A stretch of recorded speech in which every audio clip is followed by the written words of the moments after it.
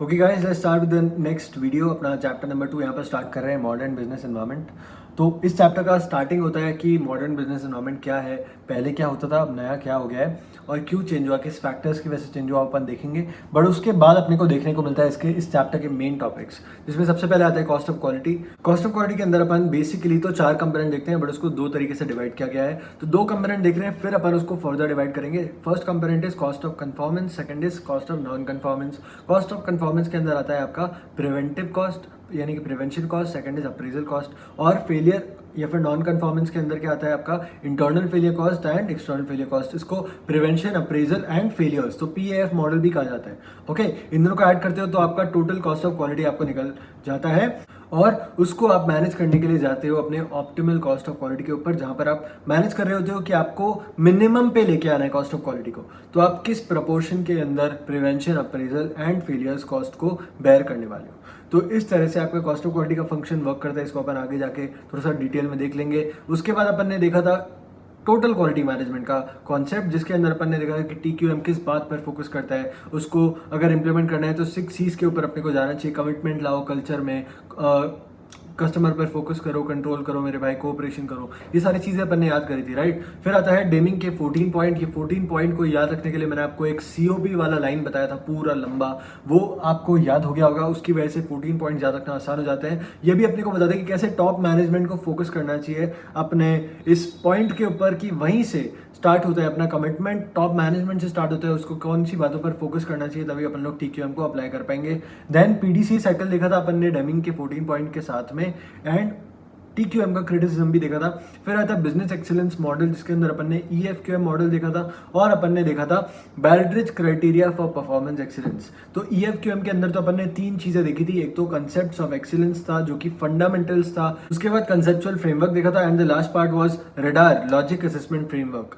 तो ये अपन ने EFQM के अंदर देखा था। बैल्ड्रिज क्राइटेरिया फॉर परफॉर्मेंस एक्सीलेंस के अंदर भी अपन ने 7 ऐसे पॉइंट्स देखे थे, 7 पिलर्स देखे थे उसके, जिसकी वजह से अपन किसी भी एक्सीलेंस मॉडल को बिल्ड कर सकते हैं, राइट। और फिर ऑर्गेनाइजेशन कल्चर में अपन ने बात करी थी BEM एंड स्टाफ की, right, business excellence model and staff, मैंने ब्रैकेट में लिखा था, आपको याद है। फिर आता है theory of constraints and throughput accounting, जहां पर हम लोग बात करते हैं कि कोई ऐसा अपना इनपुट होता है जो कि रिस्ट्रिक्ट कर रहा होता है, जो कि लिमिटेड रिसोर्स अपने पास अवेलेबिलिटी होती है उसकी, और वो रिस्ट्रिक्ट कर रहा होता है, यानी कि वो कॉन्स्ट्रेंट लगा रहा होता है अपने आउटपुट के ऊपर, और उसको अपन कैसे यूज कर सकते हैं। तो वो अपन 100% यूज करते थे, और जो अपने नॉन लिमिटेड रिसोर्सेज थे, जिसको कहते हैं अपन नॉन बॉटलनेक रिसोर्सेज, वो नॉन बॉटलनेक रिसोर्सेज को अपन यूज कर रहे थे अकॉर्डिंगली, कि जितना अपन ने अपने बॉटलनेक रिसोर्स को यूज कर लिया 100% उसका यूटिलाइजेशन करेंगे, और फिर उसके हिसाब से अपन नॉन बॉटलनेक को भी यूज कर लेंगे। तो ये था आपका theory of constraints. Throughput accounting के अंदर अपन ने कुछ फॉर्मूलेज देखे थे। फिर आता है आपका इस चैप्टर के अंदर एक बहुत ही इंपॉर्टेंट टॉपिक, वो है सप्लाई चेन मैनेजमेंट, जिसके अंदर अपन देखते हैं कि अपना पुश पुल मॉडल अलग अलग कौन सा होता है। अपस्ट्रीम मैनेजमेंट, जहां पर अपन लोग रिलेशनशिप सप्लायर्स के साथ डील करते हैं। फिर आता है डाउन स्ट्रीम मैनेजमेंट, जहां पर अपन लोग अपने कस्टमर रिलेशनशिप मैनेजमेंट की बात करते हैं, customer life time value create करते हैं। ये सारी चीज़ें आपकी आ जाती है डाउन स्ट्रीम फ्लो मैनेजमेंट के अंदर भी। फिर आता है आपका सर्विस लेवल अग्रीमेंट्स, इसका अपन ने एक बहुत ही छोटा सा टॉपिक देखा था और वो अपन ने एक बार कवर कर लिया था। Then the last topic is gain sharing arrangement और आउटसोर्सिंग। गेन शेयरिंग अरेंजमेंट के ऊपर एक बहुत ही शानदार क्वेश्चन अपन ने देखा है, और वो टॉपिक में मैंने आपको बताया था कि कैसे अपने को कॉपी पेस्ट करना पड़ेगा एक तरह से वाइल राइटिंग द आंसर, अगर अपने को क्वेश्चन पूछा जाता है तो वो कॉपी पेस्ट करने के लिए आपको याद करना पड़ेगा। वो याद करना आपको जरूरी है। इसके लिए आपको क्या करना पड़ेगा कि उसको 2-3 बार पढ़ लेना होगा। Then the last topic is outsourcing, जहां पर आउटसोर्सिंग क्या होती है वो तो अपने को पता ही है, बट उसके एडवांटेजेस क्या हैं और उसके डिसएडवांटेजेस क्या हैं, लॉजिकली अपन ने डेराइव किए थे, तो वो अपने को पूरे चैप्टर का एक ओवरव्यू दे देता है। Let's start with cost of quality. So cost of quality, जैसे कि मैंने आपको बताया कि 2 यहाँ पर आते हैं। First is cost of conformance, जिसे कहते हैं कॉस्ट ऑफ कंट्रोल भी, and the second is cost of non conformance, जिसे कहते हैं cost of failure of control. Okay, और इसके अलग अलग तरह के नाम अपने को दिए हुए हैं। इसका नाम याद रखना जरूरी नहीं है, बट आपको दिमाग में होना चाहिए, क्योंकि क्वेश्चन के अंदर किसी भी तरह से अगर उन्होंने लिख के दिया तो आपको क्लिक करना चाहिए कि वो किसकी बात कर रहे हैं। ओके, सो क्वांटिटेटिव मेजर है, यहाँ पर कैलकुलेशन किए जाते हैं, इसलिए ये प्रैक्टिकली बहुत ज्यादा इंपॉर्टेंट टॉपिक है और अपन ने इसके काफी सारे क्वेश्चन सॉल्व भी किए हैं। अपने आरटीपी एमटीपी पास पेपर्स में भी इसके काफ़ी सारे क्वेश्चन देखने को मिलते हैं। So cost of quality is quite important, आपको बहुत अच्छी तरीके से इसको समझ लेना चाहिए। उसके बाद आता है अपना कॉस्ट ऑफ क्वालिटी के अंदर का एक चार्ट, जहाँ पर अपन बात करते हैं कॉस्ट ऑफ पुअर क्वालिटी की, तो उसके अंदर आते हैं failure cost, internal failure, external failure. और कॉस्ट ऑफ गुड क्वालिटी की बात करते हैं तो appraisal cost and prevention cost. Prevention cost क्या होता है कि जो अपने फेलियर्स को प्रिवेंट कर रहा होता है। अप्रेजल कॉस्ट क्या होता है कि अगर अपन ने काम कर लिया तो उसके बाद देख रहे हैं कि अपनी क्वालिटी या फिर टारगेट से अपन कितना ज़्यादा मीट कर पाए, तो अपन देख रहे हैं डिग्री कितना है अपने टारगेट के मीट होने तक का। ओके, सो वो अप्रेजल के अंदर आ रहा है, अपन देख रहे हैं कि अपना टारगेट बेसिकली मीट हुआ या नहीं हुआ, या फिर अगर मीट हुआ भी है तो फिर भी कितना डेविएशन रह गया अपने एक्चुअल टारगेट से। तो ये आपके अप्रेजल कॉस्ट के अंदर आ जाता है। एंड इंटरनल फेलियर इज कि आपका फेलियर आपने डिटेक्ट कर लिया है डिलीवर करने के पहले, ऑलराइट, आपको उसको रिपेयर करना पड़ेगा। एंड एक्सटर्नल फेलियर इज कि आपने सेल कर दिया, उसके बाद कस्टमर ये तो कंप्लेंट लेके आया, रिप्लेसमेंट के लिए लेके आया क्योंकि डिफेक्टिव था, तो एक्सटर्नल फेलियर कॉस्ट वो हो जाता है। उसको ठीक करने के लिए जो कॉस्ट लगेगा that is external failure cost. तो इस तरह से अपने चारों कंपोनेंट्स हो जाते हैं। इसके ऊपर अपन ने प्रैक्टिकल क्वेश्चन देखे थे, वो आप एक बार करेंगे तो आपका ये टॉपिक बहुत अच्छी तरह से हो जाएगा। ये इलस्ट्रेशंस मैंने यहाँ पर दिए हुए हैं जो मैंने खुद ने अपनी साइड से बनाए थे। एंड देन अपने काफ़ी सारे क्वेश्चंस यहाँ पर जो ICAI ने दिए हुए हैं वो भी कवर हो जाते हैं। So these questions you have to solve, it is a must that you solve it, ताकि आपका कॉस्ट ऑफ क्वालिटी वाला टॉपिक जो कि बहुत ज़्यादा इंपॉर्टेंस रखता है वो कवर हो जाए अच्छे से। ओके, इसके बाद आते हैं अपन TQM के ऊपर। सो TQM is total quality management, but उसके पहले एक टॉपिक अपना छूट गया, that is optimal cost of quality. Optimal cost of quality ये बोलते हैं कि जैसे जैसे अपने प्रिवेंशन और अप्रेजल कॉस्ट बढ़ती जाएंगे वैसे वैसे फेलियर कॉस्ट कम होते जाने चाहिए। तो फेलियर कॉस्ट कम हो रहे हैं बट प्रिवेंशन अप्रेजल ज़्यादा हो जाएंगे। सो ऐसा कोई तो पॉइंट आएगा इस ट्रेड ऑफ के बीच में जहाँ पर अपने दोनों कॉस्ट मिलकर जो टोटल कॉस्ट ऑफ क्वालिटी होगा वो मिनिमम पर होगा। और इस मिनिमम पे पहुंचने के लिए आपको डिसाइड करना पड़ेगा कि कितना फेलियर आप एक्सेप्ट करने के लिए तैयार हो। ओके, तो वो आप एक्सेप्ट करने के लिए तैयार हो जाओगे, वहां से आप आ जाओगे अपने मिनिमम कॉस्ट ऑफ क्वालिटी के ऊपर। और वो मिनिमम कॉस्ट ऑफ क्वालिटी के ऊपर आपका प्रिवेंशन अप्रेजल तो होगा ही, बट साथ में कुछ फेलियर्स भी होंगे। और वहां पर आप लगाओगे कंटिन्यूस इंप्रूवमेंट का प्रोसेस। कंटिन्यूस इंप्रूवमेंट के प्रोसेस के साथ साथ में आपकी जो फेलियर्स है वो धीरे धीरे रिड्यूस होते जाएंगे, और वो रिडक्शन की वजह से आप अचीव कर पाओगे जीरो डिफेक्ट्स। तो इस तरह से अपन ने बात करी थी ऑप्टिमल कॉस्ट ऑफ क्वालिटी की। इसके ऊपर भी बहुत ही अच्छा क्वेश्चन देखने को मिलता है, स्पेशली इसमें ऑप्टिमल कॉस्ट ऑफ क्वालिटी का जो थ्योरेटिकल पार्ट आता है, जो अपन यहाँ पर देख सकते हैं, suggest suitable quality control level at a minimum cost. तो इस तरह का अगर आपको पॉइंट दे दिया गया है तो उसको कैसे लिखना है, ये ICAI का आंसर मैंने आपको पढ़ने के लिए कहा था। अपन ने डिस्कशन जो अभी किया है, जो पहले किया था वही है, बट इसका आंसर पढ़ना बहुत ज़्यादा इंपॉर्टेंट है। अगर आप चाहते हैं तो इसको मार्क कर सकते हैं अभी के अभी, अगर आपने ऑलरेडी नहीं किया है तो। उसके बाद आता है आपका TQM, टोटल क्वालिटी मैनेजमेंट। ये बोलता है कि बेसिकली आपको अपने फंक्शंस के ऊपर काम करना पड़ेगा, यानी कि एक ऑर्गेनाइजेशन जितने भी प्रोसेस को कर रहा है, उसके अंदर जितनी एक्टिविटी को कर रहे हैं, अलग अलग डिपार्टमेंट्स हैं, बट वो जो जो भी फंक्शन कर रहे हैं उन सब के ऊपर आप वर्क करके उसको क्वालिटी बनाओ, यानी कि उसमें इंप्रूवमेंट लेके आओ। और इसको इंप्रूव करने के लिए आपको सारे लोगों को, सारे फंक्शंस को इंटीग्रेट करना पड़ेगा, कंबाइन करना पड़ेगा। इनको आइसोलेशन में वर्क नहीं करा सकते, इनको साथ लेके आओ और फिर इंप्रूव करो, ताकि आपका ओवरऑल इंटरनली जो प्रोसेस चलता है वो इंप्रूव हो जाए। तो इसकी वजह से क्या होगा कि आप कस्टमर नीड्स और ऑर्गेनाइजेशनल ऑब्जेक्टिव्स दोनों के ऊपर ही फोकस भी कर पाओगे और ज्यादा तरह से आप उसको अचीव कर पाओगे, क्योंकि आप यहाँ पर इंप्रूवमेंट लेके आ रहे हो अपने प्रोसेस के अंदर। ओके, तो कस्टमर ज्यादा सेटिस्फाई हो जाएंगे, कस्टमर की नीड्स आप मीट कर पाओगे। ऑर्गेनाइजेशनल ऑब्जेक्टिव क्या है कि स्ट्रैटेजिक पोजीशन इंप्रूव करनी है, वो आपकी डेफिनेटली हो जाएगी। सो TQM के अंदर अगर अपने को कुछ याद रखना है तो वो ये है कि सारे फंक्शन को इंटीग्रेट करना पड़ेगा, और वो इंटीग्रेट करने के बाद अपन कहाँ पर वर्क करेंगे, अपन वर्क करेंगे कि जो भी प्रोसेस हो रहा है उसको इंप्रूव करना है। ओके, तो वो प्रोसेस को इंप्रूव करते हैं अपन TQM के अंदर।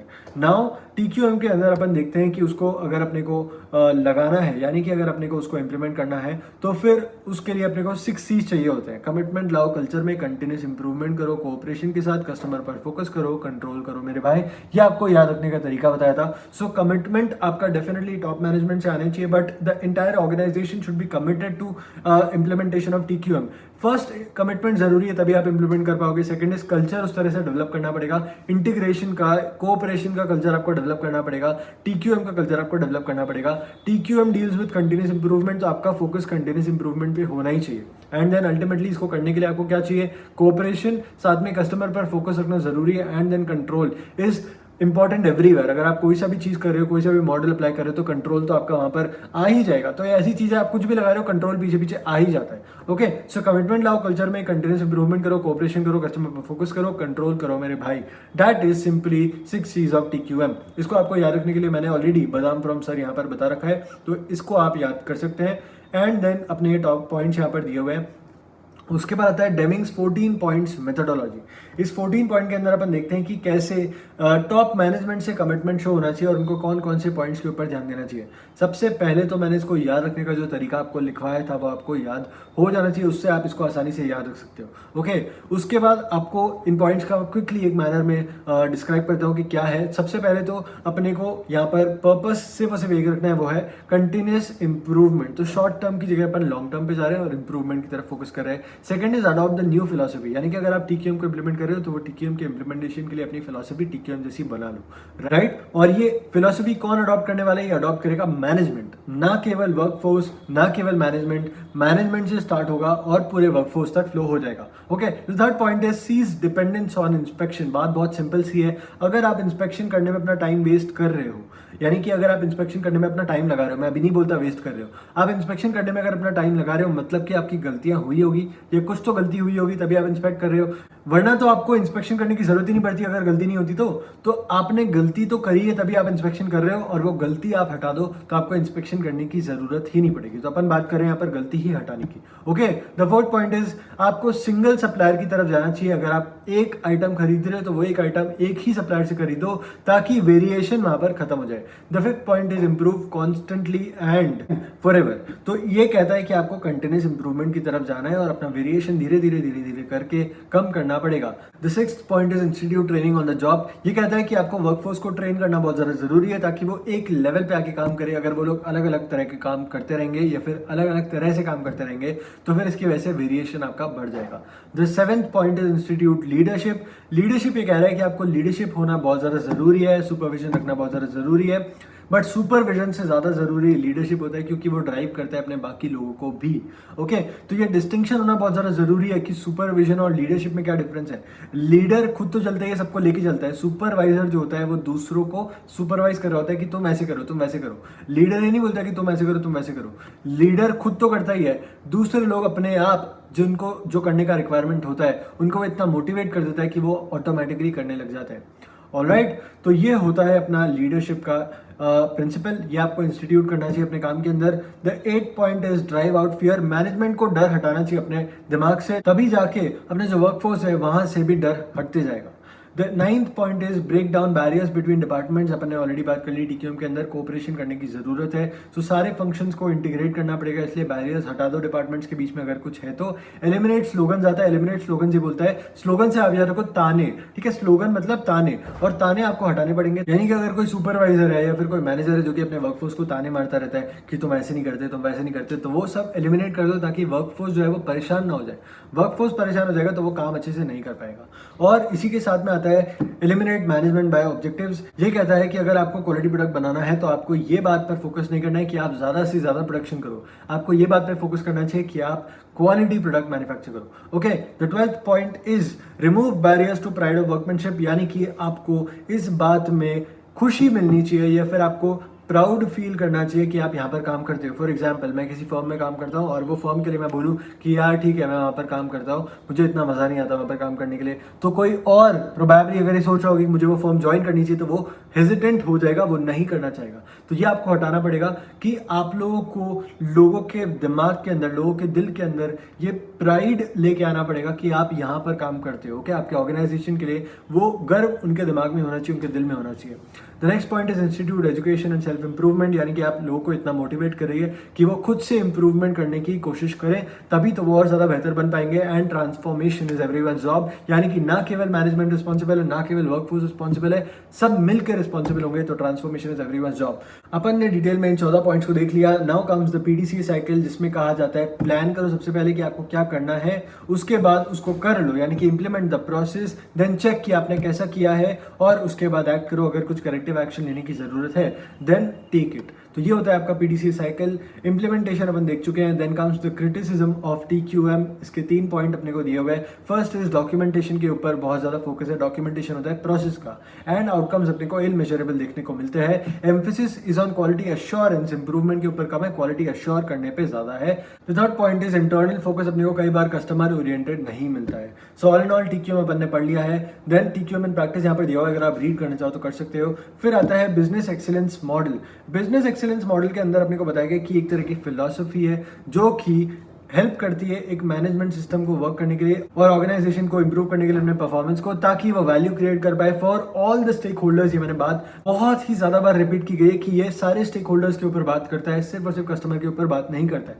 सो बिजनेस एक्सीलेंस मॉडल सारे स्टेक होल्डर्स के ऊपर फोकस कर रहे हैं। आपको क्या करना पड़ेगा, अपने वेस्ट को मिनिमाइज करना है, एफिशिएंसी ऑफ ऑपरेशन को बढ़ाना है, अपने जो वर्कर्स होंगे, अपने जो एम्प्लॉइज है उनके अंदर लॉयल्टी आपको बिल्ड करनी पड़ेगी। तो इस तरह से आप एक्सीलेंस अचीव कर सकते हो। इसके अंदर अपने को 2 मॉडल दिए गए हैं, EFQM और बैल्ड्रिज क्राइटेरिया फॉर परफॉर्मेंस एक्सीलेंस। ये अपन डिटेल में देखते हैं। और भी कई सारे मॉडल्स हैं बट उनको अपन डिटेल में नहीं देखते हैं। सो यहाँ पर आप याद कर सकते हो अगर आपको मॉडल के नाम याद रखने हैं तो। उसके बाद EFQM एक्सीलेंस मॉडल के अंदर जैसे कि मैंने आपको बताया कि ये क्या करता है, 3 तरह से वर्क करता है। First is fundamental concepts of excellence, second is criteria conceptual framework, third is radar logic assessment framework. But उसके पहले EFQM एक्सीलेंस मॉडल है क्या, तो वो ऑल राउंड व्यू देता है ऑर्गेनाइजेशन का, यानी कि अपन क्या कर रहे हैं, वो कर रहे हैं तो उसकी वजह से क्या हो रहा है। So cause and effect relationship भी अपने को बताता है between what an organization does and उसको क्या रिजल्ट यहाँ पर देखने को मिलता है। So fundamental concepts of excellence का फर्स्ट पार्ट है जहाँ पर अपन देखते हैं। इसके अंदर अपने को बताया गया कि ये बेसिक प्रिंसिपल है जो कि डिस्क्राइब करते हैं कि एसेंशियल फाउंडेशन क्या होना चाहिए किसी भी ऑर्गेनाइजेशन का अगर वो एक्सीलेंस अचीव करना चाहता है तो सबसे पहला पॉइंट जो उसको याद रखना चाहिए वो है कि you have to add value to the customers, यानी कस्टमर्स के लिए वैल्यू क्रिएट कीजिए, तभी आपका जो फाउंडेशन है वो ले हो पाएगा। उसके बाद आपको एक सस्टेनेबल फ्यूचर बनाने के लिए काम करना है। आपको शॉर्ट टर्म पर्सपेक्टिव से नहीं, लॉन्ग टर्म पर्सपेक्टिव से आपको सोचना पड़ेगा। So you have to create a sustainable future जिसको आप सस्टेन कर पाओ। ओके, डेवलपिंग ऑर्गेनाइजेशनल कैपेबिलिटी, क्योंकि ये दोनों ही चीजें जो आपको ऊपर करनी है, adding value to customers and creating sustainable future, इसके लिए आपको कैपेबिलिटी को बिल्ड करना बहुत ज्यादा जरूरी है। So develop organizational capability.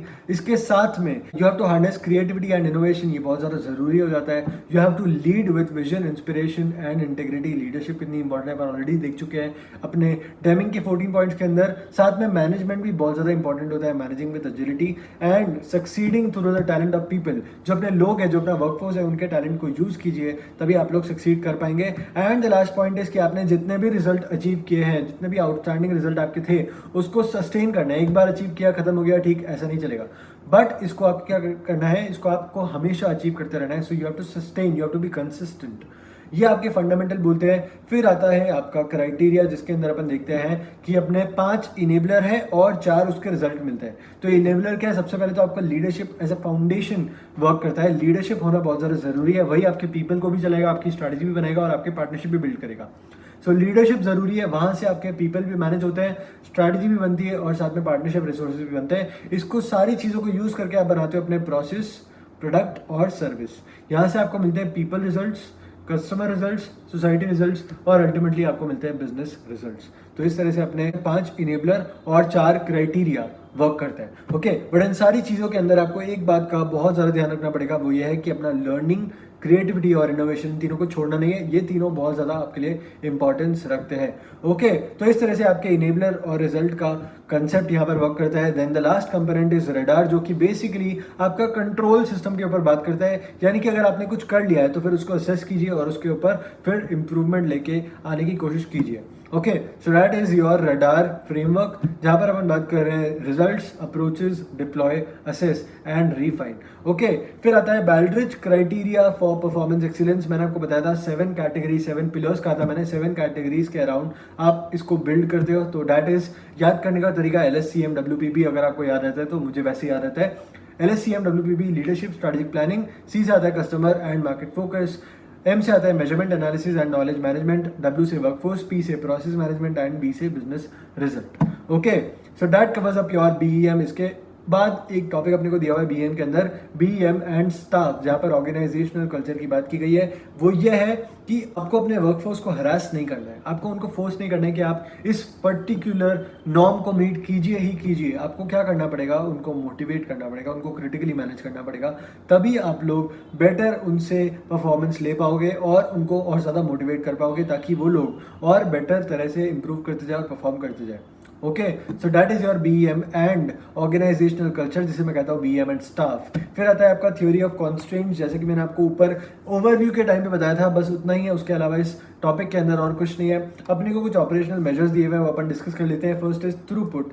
Throughput क्या होता है कि अपन किस रेट पर अपना मनी जनरेट कर रहे हैं थ्रू आवर सेल्स। तो सेल्स से कितना रेट पर अपन मनी जनरेट कर पा रहे हैं, तो सेल्स अपना मनी जनरेशन नहीं होता, सेल्स माइनस वेरिएबल एक्सपेंस अपना मनी होता है, और उसको किस रेट पर जनरेट करें उसके लिए अपने को डिवाइड करना पड़ेगा बाय टाइम। ओके, फिर आता है इन्वेस्टमेंट। इन्वेस्टमेंट के अंदर अपन देख रहे हैं कि अपन ने कितना पैसा लगा रखा है for turning the materials into throughput, but इसको अपने को इमीडिएटली एक्सपेंस नहीं करना पड़ता, अपन इसको बेसिकली यूज करते हैं for turning materials into throughput. तो ये बेसिकली होता है आपके equipment, machinery, fixtures, computers, facilities. Okay, फिर आते हैं आपके ओपेक्स यानी कि ऑपरेटिंग एक्सपेंडिचर। और ऑपरेटिंग एक्सपेंडिचर के अंदर आपका क्या होता है कि आप बेसिकली जो इन्वेस्टमेंट कर रहे हो, परचेज कर रहे हो अपने इनपुट्स को, वो इनपुट्स एक तरह से आपका ऑपरेटिंग एक्सपेंडिचर होते हैं। तो पैसा आप लगा रहे हो यहाँ पर अपने इन्वेस्टमेंट को थ्रूपुट में कन्वर्ट करने के लिए। ओके, तो ये होता है आपका operational measures of theory of constraints. इसके बाद अपन आ जाते हैं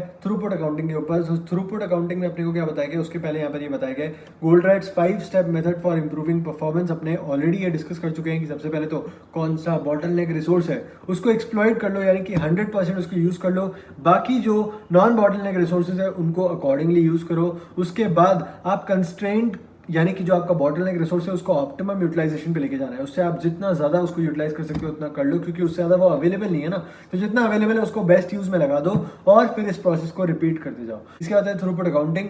थ्रूपुट अकाउंटिंग में अपन लोग ये देखते हैं, यहाँ पर एक रेशियो दिया हुआ है, that is throughput accounting ratio, TA ratio कहते हैं इसे। और टीए रेशियो आपको कई बार पूछा जा सकता है क्वेश्चन के अंदर। तो टीए रेशियो क्या होता है, थ्रूपुट पर bottleneck minute upon factory cost per bottleneck minute. Okay, that is your TA ratio. अगर ये एक से ज़्यादा हुआ तो आपका प्रोडक्ट प्रॉफिटेबल हो जाएगा। इसका रीज़न क्या है कि थ्रूपुट अपना कॉस्ट से ज़्यादा है, तभी तो आपका एक से ज़्यादा आएगा टीए रेशियो, तो आपका प्रोडक्ट प्रॉफिटेबल है, अदरवाइज प्रॉफिटेबल नहीं है। Okay, so that is your TA ratio. उसके बाद अपने को अदर रेशियोज दिए हुए हैं, थ्रूपुट अपॉन लेबर कॉस्ट या फिर थ्रूपुट अपॉन मटेरियल कॉस्ट। ये बेसिकली यूज करते हैं अपन प्रोडक्ट मिक्स डिसीजन वाले क्वेश्चन के अंदर, तो वहां पर आपको इस फॉर्मूले का यूसेज देखने को मिल जाएगा। ओके, तो इस तरह से अपने को टीए रेशियो यानी कि थ्रूपुट अकाउंटिंग देखने को मिल जाती है। इसके एडवांटेजेस और डिसएडवांटेजेस यहाँ पर दिए हुए हैं, उसको आप एक बार रीड कर सकते हो। फिर अपने को बताया गया supply chain management.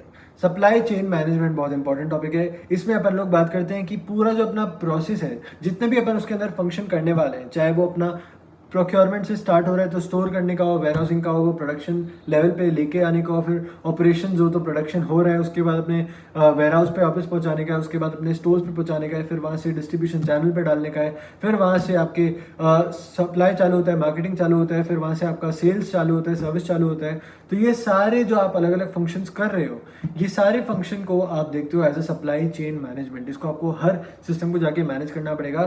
So that is your supply chain management. आप जहाँ पर प्रोडक्शन पर हो, ठीक है, तो वहां से पहले का जो आपका सिस्टम होने वाला है वो अपस्ट्रीम जाने वाला है, यानी कि आप डील करने वाले हैं यहाँ पर सप्लायर्स के साथ में। उसके नीचे का जो सिस्टम होने वाला है वहाँ पर आप डील करने वाले अपने कस्टमर्स के साथ में। तो इस तरह से आपका सप्लाई चेन मैनेजमेंट वर्क करते हैं, अपस्ट्रीम एंड डाउनस्ट्रीम। ये सारे प्रोसेस को आपको देखना पड़ेगा और इसको आपको इंप्रूव करना पड़ेगा। सो ये value chain analysis and supply chain management साथ में कंबाइन होकर भी आपको हेल्प कर सकते हैं अपने प्रोसेस को इंप्रूव करने के लिए। ओके, तो सप्लाई चेन मैनेजमेंट के अंदर अपने को देखने को मिलता है customer relationship management, supplier relationship management, customer service management, demand management, order fulfilment, manufacturing flow management, production development and commercialisation and returns management. तो ये सारी चीज़ें अपने को देखने को मिलती है। These are types of supply chain management processes. इसको आप एक बार रीड कर सकते हैं। देन अपने को बताया गया टाइप्स ऑफ सप्लाई चेन क्या है, पुश और पुल। पुश मॉडल क्या होता है कि अपने पास जो सप्लायर ने अपने को प्रोवाइड कर दिया, उसने एक फोरकास्ट बनाया होगा कि अपन उससे कितना परचेज करने वाला है, फिर उसने अकॉर्डिंगली प्रोड्यूस किया होगा, अपने अपन जो मैन्युफैक्चरर है अपने प्रोडक्शन बेस्ड फोरकास्ट के बेसिस पर अपन ने परचेज किया होगा और फिर प्रोडक्शन कर लिया होगा। फिर डिस्ट्रीब्यूटर ने भी अपने फोरकास्ट के बेसिस पर इन्वेंट्री अपने से परचेज करी होगी, रिटेलर ने भी अपने फोरकास्ट के बेसिस पर डिस्ट्रीब्यूटर से परचेज करी होगी, और कस्टमर जो अवेलेबल है वो परचेज कर लेता है। बट वहीं पर पुल मॉडल पूरा रिवर्स हो जाता है, कस्टमर का ऑर्डर आता है, फिर रिटेलर उसको प्रोवाइड करता है, वो डिस्ट्रीब्यूटर से परचेज करता है, और डिस्ट्रीब्यूटर भी उतना ही रिटेलर को प्रोवाइड करता है, डिस्ट्रीब्यूटर उतना ही मैन्युफैक्चरर से खरीदता है, मैन्युफैक्चरर उतना ही बनाता है, और उसको बनाने के लिए वो उतना ही सप्लायर से खरीदता है। सो अकॉर्डिंगली ऑर्डर बेस्ड काम हो रहा है पुल मॉडल में। ये होता है अपना डिफरेंस पुश और पुल मॉडल का। इसके बाद अपस्ट्रीम एंड डाउनस्ट्रीम आ जाता है। अपस्ट्रीम में अपन सप्लायर के साथ डील करते हैं, so it comprises your relationship with suppliers, और यूज ऑफ आईटी भी इसके अंदर आता है, ई सोर्सिंग, ई परचेजिंग, ई पेमेंट। सो सप्लायर के साथ रिलेशनशिप होना आपका इंपॉर्टेंस रखता है, क्योंकि आपको एक तो उनसे ना केवल प्रोडक्ट मिलता है बल्कि आपको उनसे इंफॉर्मेशन भी मिलती है, क्रेडिट भी आपको कई बार मिल जाता है। तो इस तरह की आपको अलग अलग चीज़ें सप्लायर से मिलती है। तो आपका सप्लायर के साथ रिलेशनशिप होना बहुत ज़्यादा ज़रूरी है। अच्छा, फिर सप्लायर स्ट्रैटेजी क्या रहती है? सोर्सेज। सबसे पहले आप देखते हो कि लोकेशन और अवेलेबिलिटी ऑफ सोर्स क्या है, बार्गेनिंग पावर अपने बाइंग ऑर्गेनाइजेशन का कितना है, वो भी डिपेंड करता है सप्लायर के बिजनेस बड़ा है छोटा है उसके ऊपर। ओके, फिर आता है नंबर ऑफ सप्लायर्स ज़्यादा है कम है। अगर अपने को परचेज करना है बल्क में और अपन चाह रहे हैं कि डिस्काउंट मिल जाए तो अपन सिंगल सप्लायर से परचेज करने का सोचेंगे। बट अगर अपन चाहते हैं कि फेल डिलीवरी का रिस्क अपन कंप्लीटली अवॉइड करते हैं तो फिर मल्टीपल सप्लायर्स के पास जाएंगे। Cost, quality, speed of delivery, ये सारी चीज़ें अपन फोकस करते हैं पहले, और अपन ये भी देखते हैं कि अपने को बाय करना चाहिए, खुद बनाना चाहिए, फिर आउटसोर्स कर देना चाहिए। तो इस तरह के कुछ डिसीजन अपने को यहाँ पर लेने को मिलते हैं। ये मैंने यहाँ पर ऑलरेडी एक चार्ट के फॉर्म में आपको बना के बताया हुआ है, तो इसको आप एक बार रीड कर सकते हो। फिर अपना आता है यूज ऑफ आईटी। आप जानते हो ई सोर्सिंग क्या होता है, यानी कि टेंडर्स, कोटेशन सारे अपने आजकल इलेक्ट्रॉनिक वे में हो जाते हैं। फिर ई परचेजिंग, यानी कि अपन ऑर्डर भी इलेक्ट्रॉनिक वे में ही प्लेस कर देते हैं इंटरनेट के यूज से, और पेमेंट भी आजकल ऑनलाइन ही होता है। तो ये सारी चीज़ें आपके सप्लायर चेन मैनेजमेंट के अंदर आ जाती है। Then comes your downstream management. इसके अंदर अपन देखते हैं कि अपना रिलेशन मार्केटिंग कौन सा है। इसके अंदर 6 मार्केट मॉडल आता है। इसको याद करने के मैंने आपको बताया था IIRRSC। IIRRSC को याद अगर आप नहीं कर पा रहे हो तो दूसरा तरीका भी बताया था, वो था अपना बादाम फ्रॉम सर, किसी इंटरनल पर्सन या इन्फ्लुएंस लगवाना, क्योंकि आपको रेफरल चाहिए रिक्रूटमेंट के लिए। अलग से याद रख लो, सप्लायर और कंज्यूमर और सब में मार्केट लगा दो। ओके, तो इस तरह से अपन ने बादाम फ्रॉम सर के हेल्प से इसको याद किया था। इसमें इंटरनल मार्केट तो बहुत ज़्यादा जरूरी होता है, वो आपके स्टाफ से चालू होता है, आपके इंटरनल डिपार्टमेंट चालू होता है, तो वो आपके लिए एक बहुत इंपॉर्टेंट मार्केट बन जाता है। उसके बाद आता है रेफरल मार्केट। एग्जिस्टिंग कस्टमर्स जो दूसरे कस्टमर्स को अपने बारे में रिकमेंडेशन देते हैं, अपने को रेफर करते हैं, वो होता है referral market. Third is influence markets. यहाँ पर वो एंटिटीज और इंडिविजुअल्स जिनका एबिलिटी होता है इन्फ्लुएंस करने का, वो मार्केटिंग एनवायरनमेंट काम करते हैं और वो अपने को हेल्प करते हैं। फिर आता है रिक्रूटमेंट मार्केट, यानी कि वो एजेंसीज जो कि अपने को प्रोवाइड करती है पोटेंशियल एम्प्लॉयज जिनके पास वो रिक्वायर्ड स्किल होती है फॉर अ जॉब पोजीशन, उनको अपन लेके आते हैं। Then comes your suppliers market. तो सप्लायर अलग अलग होते हैं, उनके साथ में अपने रिलेशनशिप मेंटेन करना जरूरी है to gain benefits. And the last point is customers markets. तो अपने एग्जिस्टिंग कस्टमर्स तो है ही, बट साथ में प्रोस्पेक्टिव कस्टमर्स भी यहाँ पर आ जाते हैं। सो that is your customers market. This covers up your IIRRSC। इसके बाद आता है अपना customer relationship management. Customer relationship management के अंदर पर देखते हैं कि अपने को सबसे पहले तो उनके बिहेवियर को एनालाइज करना चाहिए। कस्टमर्स अलग अलग तरह के होते हैं, कौन सी लोकेशन के, उनके कैरेक्टरिस्टिक्स के, परचेजिंग के, वो क्वालिटी चाहते हैं, डिस्काउंट चाहते हैं, क्या चाहते हैं। तो वो सारी चीज़ों को अपन कंसिडर करके और अपन एनालिसिस करते हैं अपनी साइट पर। So that is your analysis of customers and their behaviour. Then comes your customer account profitability, यानी कि कौन सा कस्टमर आपको ज़्यादा प्रॉफिट दे रहा है, कौन सा कम दे रहा है, ये आपको कैलकुलेट करना पड़ता है। अपन ने देखा भी है अपने एक्टिविटी बेस्ड कॉस्ट मैनेजमेंट वाले चैप्टर के अंदर, राइट। तो अपन ने कस्टमर अकाउंट प्रॉफिटेबिलिटी कैलकुलेट किया है, वो अपन यहाँ पर करते हैं। फिर आता है आपका CLV, customer life time value. उसके अंदर आप बेसिकली ये कैलकुलेट कर रहे होते हैं ये सोच के कि आपका कस्टमर के साथ जो रिलेशनशिप है वो कितना लंबा चलने वाला है, और इस पूरे लाइफ टाइम ऑफ कस्टमर में वो आपको कितना प्रॉफिट प्रोवाइड करेगा, कितना कैश फ्लो आपको देके जाएगा। वो कैश फ्लो को आप जो प्रोजेक्टेड फ्यूचर कैश फ्लो होता है उसको आप डिस्काउंट करते हो, और डिस्काउंट करने के बाद आपको एक नेट प्रेजेंट वैल्यू मिलती है, और वो होता है आपका CLV। Okay, so customer life time value आपको इस तरह से वर्क करता है प्रोवाइड करने में कि आपका नेट प्रेजेंट वैल्यू कितना होने वाला है अगर आप एक कस्टमर के साथ में इंगेज करते हो, और उसका लाइफ टाइम में वो आपको कितना प्रॉफिट देके जाएगा, उसका प्रेजेंट वैल्यू वो बता देता है। So this is your customer relationship management under supply chain management. उसके बाद आता है आपका सप्लायर के साथ में डीलिंग। बट उसके पहले यहाँ पर अपने को बताया हुआ है कस्टमर सिलेक्शन इंपॉर्टेंट है। आपको पता होना चाहिए कि आप किसको टारगेट कर रहे हो, उनको क्या चीज़ चाहिए, अपन उनको कैसे प्रोवाइड करेंगे और अपन उनको कैसे मिल सकते हैं, यानी कि उनको कैसे अपन रीच कर सकते हैं। Then second point is customer acquisition. Customer retention तो होता ही है, अपना जो ऑलरेडी कस्टमर्स है उनको कैसे रिटेन करके रखना है, बट नए कस्टमर्स को भी अपने को लेके आना पड़ता है, जिसमें कॉस्ट इन्वॉल्वमेंट ज़्यादा हो जाता है, यानी कि अपन और ज़्यादा कॉस्ट यहाँ पर लगाते हैं। तो इसके लिए एडवर्टाइजिंग जैसी चीज़ों को अपन यूज़ करते हैं। बेसिकली ये कवर अप करता है आपके मार्केटिंग टेक्निक्स को। ओके, उसके बाद है आपका कस्टमर रिटेंशन, जहाँ पर आपके जो ऑलरेडी कस्टमर्स होते हैं उनको आप अंडरस्टैंड करते हो, उनके साथ में आप एक रिलेशनशिप बिल्ड करते हो और उसके बेसिस पर आप चाहते हो कि वो आपके साथ में ही रहे, यानी कि वो अपने सप्लायर को चेंज ना कर ले, आपको छोड़ के वो किसी दूसरे ऑर्गेनाइजेशन के पास ना चले जाए, वो आपसे ही परचेज करते रहें। सो that is your customer retention. The fourth point is customer retention. Customer retention क्या होता है कि आप एक ही प्रोडक्ट को रीसेल कर रहे हो, बार बार सेल कर रहे हो। ओके, उसके बाद आता है क्रॉस सेल, यानी कि रिलेटेड प्रोडक्ट्स को आप सेल कर रहे हो, ठीक है, जो कि क्लोजली रिलेट करते हैं उनको आप सेल कर रहे हो। अब सेल क्या होता है कि आपने मोर एक्सपेंसिव प्रोडक्ट्स को सेल करना स्टार्ट किया है, that is your customer extension. इसमें भी आप आईटी यूज़ कर सकते हो, आप जानते हो कैसे होता है। और उसके बाद अपने को देखने को मिलता है बेनिफिट्स ऑफ सप्लाई चेन, फिर सर्विस लेवल अग्रीमेंट से जाता है, इसको आप एक बार रीड कर लीजिएगा, छोटा सा टॉपिक है। गेन शेयरिंग अरेंजमेंट, यहाँ पर अपने को देखने को मिलता है कि इस तरह का एक अग्रीमेंट बनता है जहाँ पर किसी को भी आपस में पैसा नहीं मिलता है। ओके, सो अल्टीमेटली जो बेनिफिट रिसीव होगा अपने कस्टमर को, वो पास ऑन किया जाएगा सप्लायर को इन एन अग्रीड रेशियो। तो इस तरह से सप्लायर को पैसा देने का बात नहीं किया जाता है। देयर इज नो गारंटी कि सप्लायर को पैसा मिल जाएगा, वो अपनी साइड का कॉन्ट्रैक्ट पूरा करेगा, बट वो पैसा नहीं लेगा कस्टमर से। कस्टमर को जो बेनिफिट होगा वो पास ऑन किया जाता है सप्लायर को भी इन एन अग्रीड रेशियो, वो पहले से अरेंजमेंट बनाया जाता है और उस तरह से दोनों एक ही डायरेक्शन में काम कर रहे होते हैं। क्योंकि अगर कस्टमर के लिए कुछ जरूरी है, कुछ हासिल करना जरूरी है, कुछ अटेन करना जरूरी है, तो सप्लायर ही कोशिश करेगा कि उसको प्रोवाइड करते वक्त इस बात का ध्यान रखे कि उसको उस बात में बेनिफिट हो, तभी तो उसको वो बेनिफिट पास ऑन होगी और उसको मिलेगा, वरना तो उसको नुकसान हो जाएगा क्योंकि उसको पेमेंट मिलेगी तो कोई गारंटी नहीं है, राइट। तो इस तरह से अपन बात करते हैं अपने गेन शेयरिंग अरेंजमेंट की, यहाँ पर दोनों के लिए ही विन विन सिचुएशन रहता है। और कभी कभी ऐसा होता है कि बेनिफिट्स नहीं मिल पाते तो फिर दोनों के लिए ही लूज हो जाता है, बट ऑन द फेस अपने को देखने को मिलता है कि विन विन सिचुएशन है, क्योंकि दोनों एक ही डायरेक्शन में काम कर रहे होते हैं। ओके, इस एग्जांपल को आप एक बार रीड कीजिएगा, क्योंकि एग्जैक्टली इसके बेसिस पर एक क्वेश्चन बनाया हुआ है, May 20 की आरटीपी के अंदर दिया हुआ है वो। फिर आता है आपका last topic which is outsourcing.